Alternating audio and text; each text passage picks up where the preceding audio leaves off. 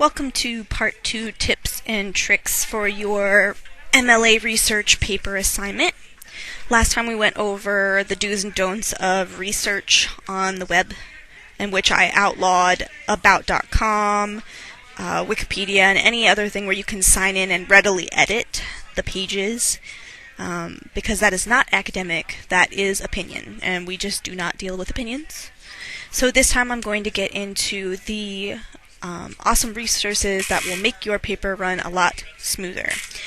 In the bibliography video for the MLA page, I did touch on one of the resources. If you go to Google and look up Son of Citation Machine, it even pops up, nice and easy. And you access this resource.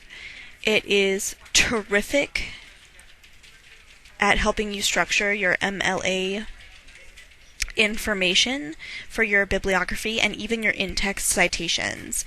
I showed you a book bibliography piece in the bibliography video, so this time we're going to explore some of the other resources that you are most likely to stumble upon.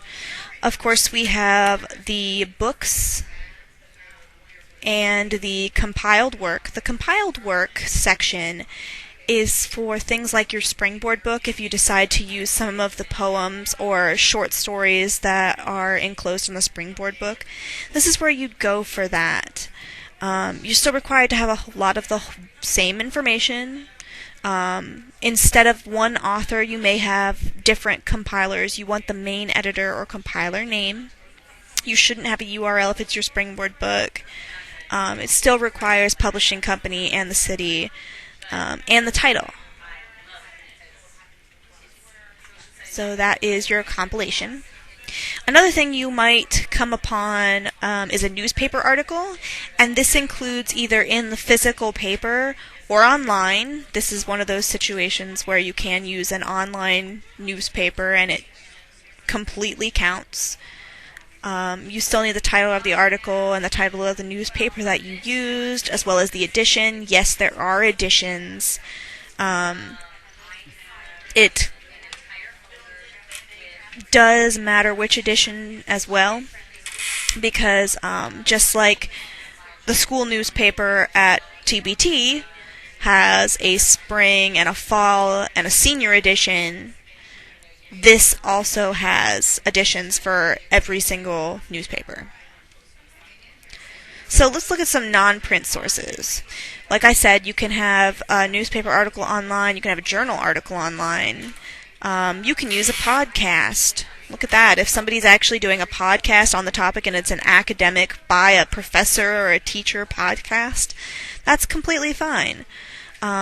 Government publication on the web. This is like when they have the PDFs of the Declaration of Independence on the government website.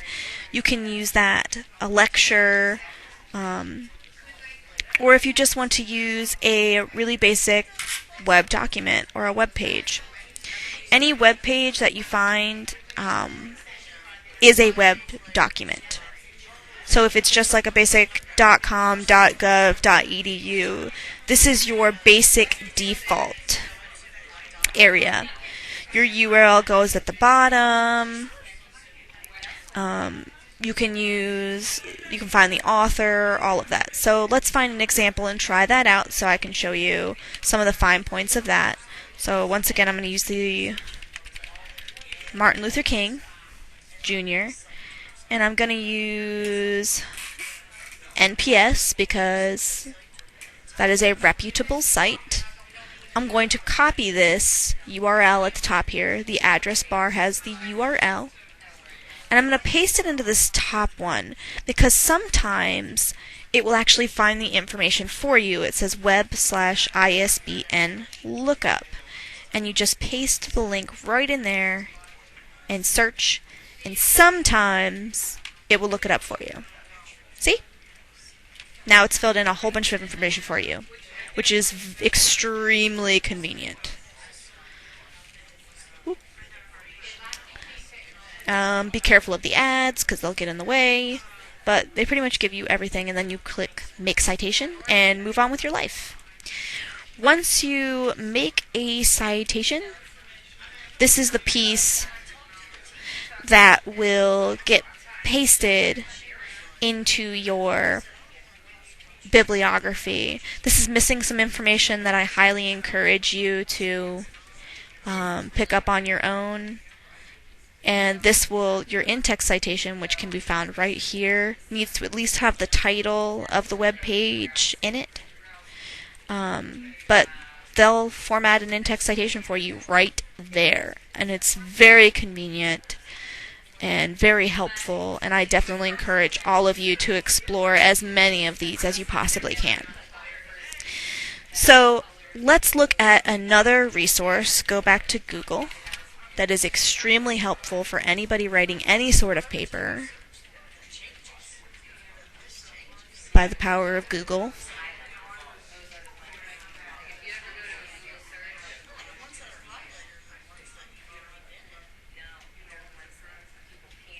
And I'd like to repeat that you have to be super patient with any computer attached to the school district.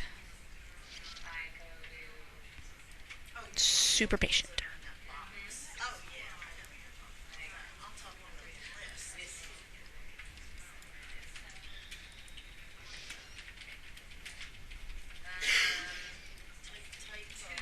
If I had some elevator music right now, I'd be playing it. But I don't. So, sorry guys.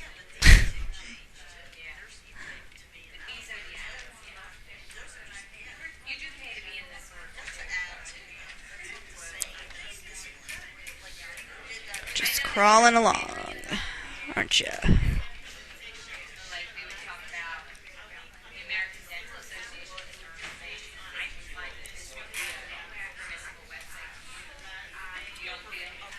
Alright.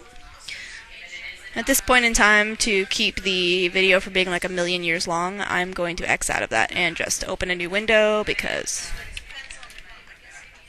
I don't want you guys to just sit here and watch me do that. So, haha, back at Google. We're going to look for OWL at Purdue.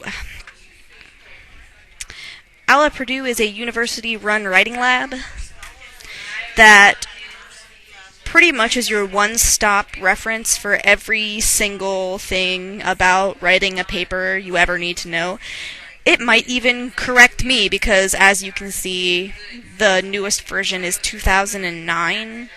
I have not updated myself on MLA, so if you find something, just fix it and let me know, and then I'll adjust it. General format, paper formatting, general guidelines. There's your works cited page for periodicals.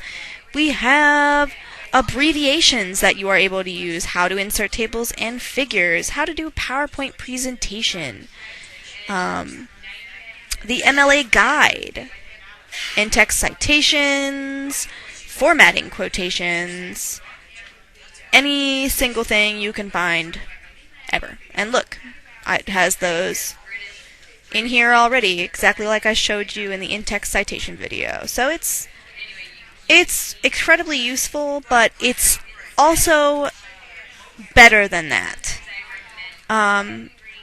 If I back up to the beginning, they have this section called OWL Exercises.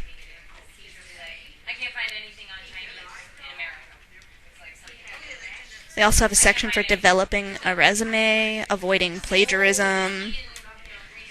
There are different exercises here over on the side.